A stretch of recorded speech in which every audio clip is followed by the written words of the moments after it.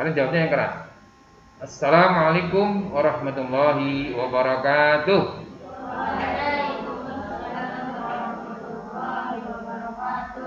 Mari anak-anak kita awali pertemuan di pagi hari ini dengan membaca basmalah. Bismillahirrahmanirrahim. Di pertemuan bahasa Indonesia pada pagi hari ini, Ustadz akan bahas mulai dari tema 7. Tema 7 ini berkaitan dengan kepemimpinan. Seorang pemimpin harus pandai menyampaikan ide ataupun gagasannya di hadapan orang banyak, di hadapan orang lain. Maka dia harus pandai untuk berpidato. Pidato, Ustadz ingin bertanya pada salah satu anak, yang dimaksud pidato itu apa, Mas Alta?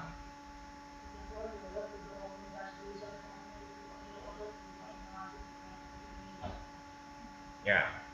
Atau dengan kata lain, boleh seperti ini. Pidato itu menyampaikan ide ataupun gagasan kepada orang lain dengan menggunakan lisan kita. Dengan menggunakan apa, anak? Menggunakan lisan. Dalam berpidato itu ada bagian yang harus kalian perhatikan. Bagian yang pertama, pembukaan atau pendahuluan. Yang kedua adalah isi dari pidato. Yang ketiga adalah penutup. Dalam tugas portofolio di kelas 6 tahun ini, Ustadz ingin agar kalian menyusun naskah pidato. Dengan tadi ada pendahuluan, ada isi dan ada penutup. Dalam pendahuluan, isinya satu, setelah salam kalian mengucapkan puji syukur kepada Allah dengan bahasa Arab boleh. Setelah salam mengucapkan alhamdulillahirabbil alamin wassalatu wassalamu ala Muhammadin wa ala alihi washabbihi ajmain. Amma ba'd. Kemudian siapa yang hadir di tempat itu disebutkan untuk penghormatannya kepada yang terhormat Bapak Wali Kota Tegal, kepada Bapak Pembina Yayasan Al-Irsyad Kota Tegal, kepada Bapak Kepala Sekolah. Yang penting yang hadir di situ siapa? Kalian sebutkan. Kemudian mengajak untuk bersyukur kepada Allah. Mari kita bersama-sama panjatkan syukur kepada Allah Subhanahu wa taala atas rahmat taufik hidayahnya berkumpul di tempat ini dalam acara misalnya perpisahan kelas 6 tahun 2020 tahun 2021. Kemudian juga panjatkan, sampaikan salam. Semoga salam dan salawat tercurah atas baginda Nabi besar Muhammad sallallahu alaihi wasallam. Setelah 3 hal ini disebutkan dalam pembukaan, kalian masuk isi. Nah, isi misalnya dalam tema perpisahan kelas 6, isi yang pertama adalah mengucapkan terima kasih kepada siapa anak-anak? Kepada ustadz dan ustadzah. Dalam kesempatan yang baik ini, perkenankan saya mewakili teman-teman kelas 6 mengucapkan terima kasih yang setinggi-tingginya kepada ustadz dan ustadzah yang telah membimbing, mendidik, mengajar, sehingga kami semuanya yang dari tidak bisa menulis, tidak bisa membaca, tidak bisa berhitung, sekarang sudah pandai semuanya itu, sudah menguasai semuanya itu. Saya doakan mudah-mudahan ustadz dan ustadzah senantiasa akan dibalas oleh Allah Subhanahu wa taala dengan pahala yang berlipat ganda, dan ilmu yang diajarkan oleh ustadz dan ustadzah mudah-mudahan berkah dan punya nilai manfaat untuk saya. Itu penjelasannya, ucapan terima kasih dalam acara perpisahan. Yang kedua, isinya apa? Adalah permohonan maaf. Dalam kesempatan yang sangat baik ini perkenankan saya mewakili siswa kelas 6 memohonkan maaf kepada ustadz dan ustadzah semua, sebab terus terang selama ini sebagai manusia biasa pasti pernah melakukan khilafan dan kesalahan. Kami sering kadang tidak mengerjakan tugas, juga sering membuat jengkel bapak dan ibu. Oleh karena itu sudilah kiranya ustadz dan ustadzah memaafkan kesalahan kami semua. Tadi permohonan maaf. Yang kedua, yang ketiga, permohonan doa restu minta kepada ustadz-ustadzah agar apa? Bisa melanjutkan pendidikan ke jenjang yang lebih tinggi lagi, mau ke SMPK ataupun mau mondok, itu minta doa restu kepada ustadz dan ustadzah. Nah, yang keempat, menyampaikan pesan kepada adik-adiknya dari kelas 1 sampai kelas 5. Yang terakhir, saya sampaikan pesan untuk adik-adik kelas 1 sampai kelas 5. Rajin-rajinlah belajar, rajin-rajinlah beribadah, taat kepada kedua orang tua, dan taat kepada ustadz dan ustadzah kalian. Untuk kesuksesan kalian dunia akhiratnya. Nah, itu 4 cukup dalam tema perpisahan. Isi dari pidato 4 tadi. 1 tadi adalah ucapan terima kasih kepada ustadz. Yang kedua adalah permohonan maaf. Yang ketiga minta doa restu. Yang keempat adalah pesan pada adik-adiknya. Nah, kemudian ditutup dengan kalimat-kalimat yang sopan dan santun. Demikian sambutan saya sebagai wakil dari teman-teman kelas 6. Kalau ada jarum yang patah, jangan disimpan dalam peti. Kalau ada jarum yang patah, tolong. Kalau ada kata-kata yang salah, jangan kau simpan di dalam hati. Demikian saya akhiri. Wabillahi taufiq wal hidayah. Wassalamualaikum warahmatullahi wabarakatuh. Nah, itu contoh dari pidato. Nah, kemudian nanti dalam soal-soal yang berkaitan dengan pidato itu akan disajikan contoh pidato, pembukaannya, isinya ataupun penutupnya. Nah, kalian harus bisa memahami, bisa melanjutkan dari isi pidato, atau kalimat-kalimat tersebut termasuk pembukaan atau isi atau penutup. Nah, harus kalian pahami betul-betul, dibaca secara teliti. Anak-anak yang saya sayangi, sekarang kita masuk pada latihan tema 7.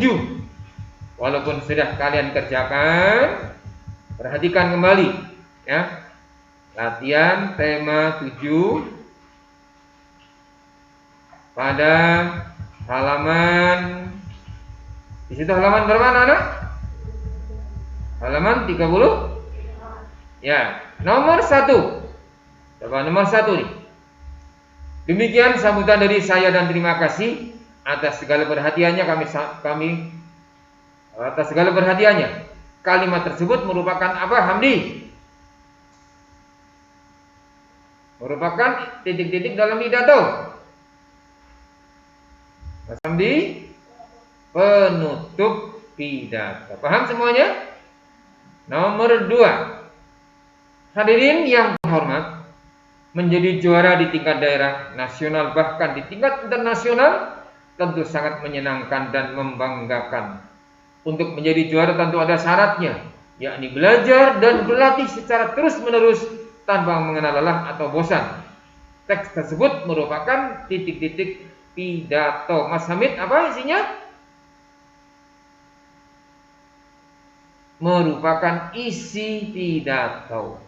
Baik, nomor 2 paham? Paham? Berikutnya, nomor 3.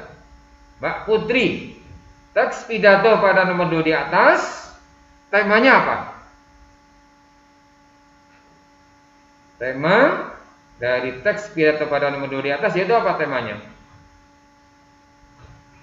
Temanya apa? Mas Aktab, apa temanya? Menjadi juara dalam sebuah pertandingan atau perlombaan. Temanya seperti itu. Adapun dijelaskan harus belajar berarti itu adalah sebuah penjelasannya. Tapi temanya adalah menjadi juara dalam sebuah pertandingan atau perlombaan. Nomor 3 paham?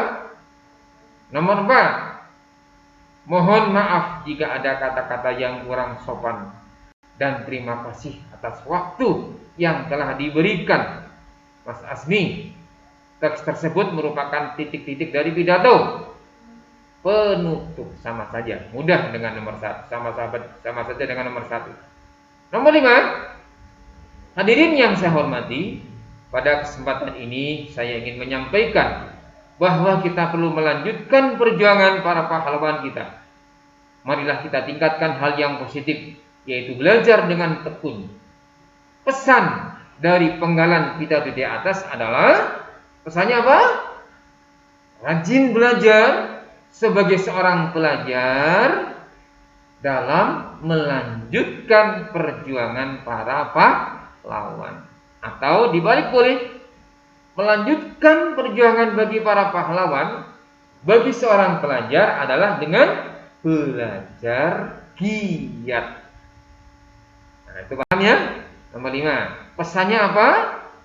Boleh yang pertama, boleh yang kedua. Kalau yang kedua tadi, dalam melanjutkan perjuangan para pahlawan bagi seorang pelajar, yaitu dengan belajar giat. Sampai di sini nomor 1 sampai nomor 5. Ustaz beri kesempatan, ada yang ingin ditanyakan? Kalau tidak ada yang ditanyakan, baik, langsung saja. Kalian buka tema yang ke-8. Latihan tema 8. Halaman berapa itu? 30? Halaman 30 berapa? 36. Ya, halaman 36. Tolong Mbak Nanda baca, coba soal yang nomor 1 untuk sampai nomor 3. Yang keras bacaannya Mbak Nanda. Bagaimana suasananya? Coba bersama-sama dibaca. Alam mungkin murka. Ayo bersama-sama. 1, 2, 3. Hingga rendamkan desa kami. Dalam kebingungan kami mencari pertolongan, penuh harap dan penghambaan. Jadi suasananya dalam suasana bagaimana?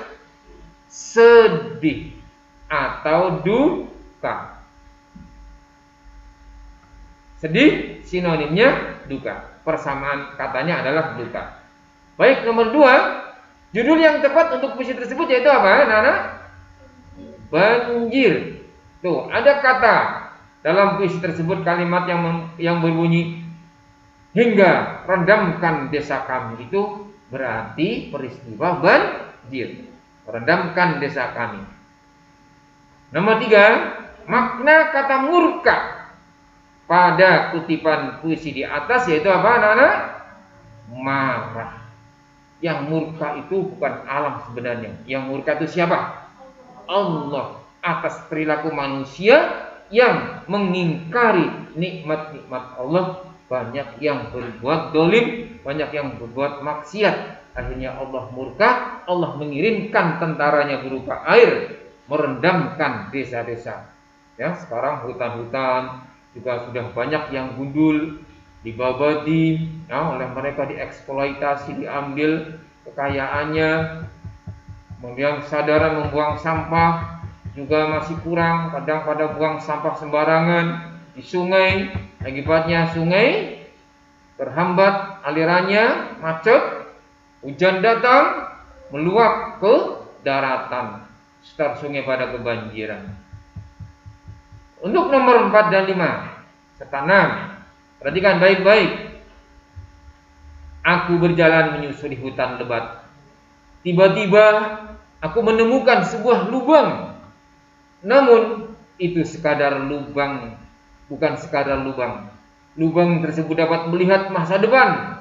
Aku sangat penasaran dan ingin menyentuhnya. Namun saat aku menyentuhnya, tiba-tiba keluar air dari lubang tersebut. Ternyata air itu berasal dari ibuku yang berusaha membangunkan aku dari tidur. Ya, aku masih di bumi. Latar tempat sesungguhnya di mana, anak? Di kamar tidur. Iya, tuh. Ternyata air itu berasal dari ibuku yang berusaha membangun aku dari tidur. Nah, berarti masih di kamar tidur. Ya, kalimat itu yang menunjukkan latar masih di tempat tidur. Paham ya, Nana ya? Pembahasannya semuanya. Nomor 5, kutipan cerita tersebut menyimpulkan bahwa tokoh aku akhirnya bagaimana? Terbangun dari tidurnya. Terbangun dari tidurnya. Akibat dibangunkan oleh ibunya, dicipratin air. Ya, ibunya sangat sayang nih, daripada subuhnya kesiangan, dicipratin air saja supaya subuhnya nggak kesiangan, supaya sholatnya tidak ditinggalkan. Ibu yang sangat perhatian itu. Kalian boleh protes tuh kalau subuhnya nggak dibangunkan sama ibundanya, sama ayahnya, terus sampai kesiangan, kalian boleh protes sama ibu dan bapaknya. Mah, mengapa aku nggak dibangunkan dari pagi sehingga saya subuhnya kesiangan? Nah, mama juga kesiangan. Oh, sama saja. Oh, mah, besok jangan kesiangan lagi. Sampaikan seperti itu. Ya, terutama subuhnya nih, ya. Kalau sholat subuhnya tepat waktu, insya Allah sholat yang lain akan bisa lebih tepat waktu. Sholat pokoknya adalah sholat subuh, anak-anak. Sholat subuhnya tepat waktu berjamaah, hebat. Sholat yang lain yang lebih ringan, insya Allah di waktu-waktu yang lain kalian akan bisa lebih tepat waktu lagi. Baik, itu tema 8. Sekarang langsung saja masuk tema 9. Selesai. Tema 9. Langsung kalian buka pada latihan tema 9.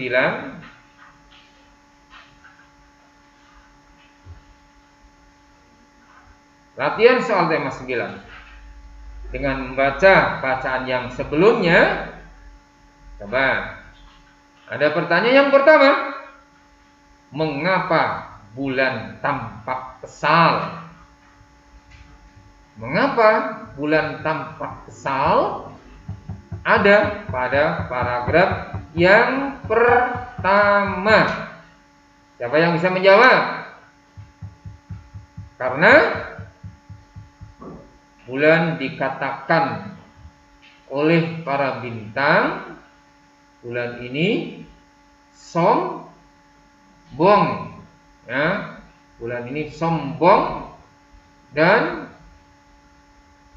tidak bisa mengalahkan matahari. Ya, tuh ada pada paragraf yang pertama dikatakan oleh para bintang. Bulan ini adalah bulan ini sombong, tidak seperti matahari. Ya, tidak seperti matahari.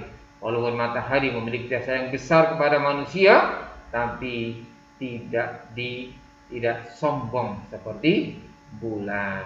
Ya, itu matahari lebih hebat darimu, tapi ia tidak sombong. Itu kata bintang.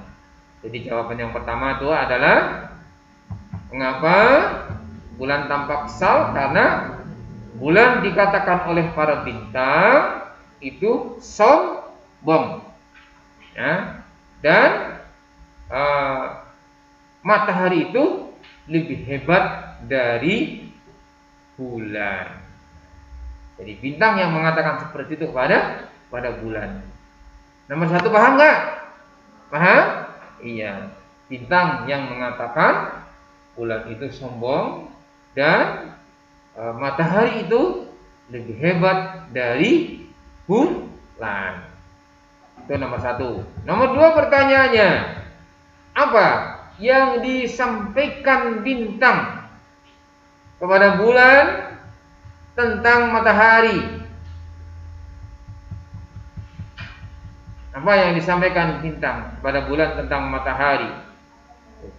Matahari itu lebih hebat darimu, tetapi ia tidak sombong. Ya, matahari itu lebih hebat darimu, tetapi ia tidak sombong. Ada masih pada paragraf yang pertama. Kemudian nomor 3. Bagaimana cara bulan agar dapat mengalahkan matahari? Bagaimana cara yang dilakukan bulan agar mengalahkan matahari? Muncul bersama matahari. Muncul bersama matahari di waktu pagi dan siang hari.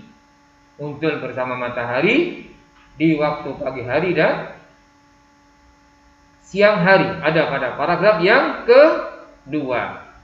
Itu yang dilakukan oleh bulan ya untuk mengalahkan matahari. Apa yang dikatakan matahari kepada bulan? Selamat pagi bulan, sudah saatnya aku bekerja. Sekarang kau boleh beristirahat. Jadi yang dikatakan oleh matahari kepada bulan, bulan itu disuruh beristirahat. Ini tugasku pagi hari sampai siang hari sampai sore hari. Kamu sana silakan beristirahat. Intinya seperti itu anak-anak ya. Tugas sudah sendiri-sendiri. Namun dasar bulan ini yang sombong, ingin mengalahkan matahari dengan muncul bersama-sama di waktu pagi hari dan siang hari. Sehingga matahari mengatakannya gampang. Hai bulan, sekarang tugasku, kamu silakan beristirahat. Nomor 5, menurutmu baikkah sikap bulan kepada matahari? Baik apa tidak? Tidak baik. Karena apa? Tugas sudah masing-masing dibagi. Sudah sesuai tugasnya masing-masing. Bulan ya muncul pada malam hari dan matahari itu di waktu pagi sampai siang hari. Oke, sampai di sini anak-anak yang Ustaz sayangi ya. Pembahasan dari tema 7, tema 8, tema 9 sudah Ustaz selesaikan semua sebagai bahan kalian saat persiapan PAT di hari Senin besok tanggal 15. Materinya adalah dari tema 6, 7 dan 8 sampai 9. Tema 6, 7, 8, 9. Ada berapa tema? Ada 4 tema. Kemudian tugas portofolionya adalah menyusun naskah pidato. Boleh kalian kerjakan dari sekarang. Yang kemarin sudah pernah mengerjakan, ditulis kembali supaya lebih bagus lagi. Di mana? Di kertas folio. Tulisannya yang rapi, yang bagus, bahasanya yang sopan dan mencakup 3 bagian tadi. Ada pendahuluan, ada isi, dan ada penutup. Saat mengumpulkannya kapan?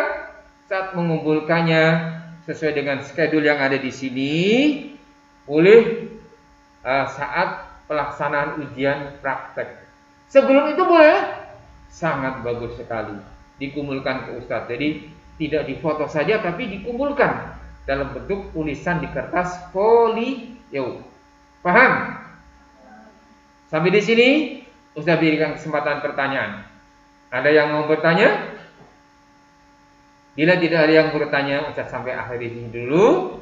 Ustadz akhiri. Wassalamualaikum warahmatullahi wabarakatuh.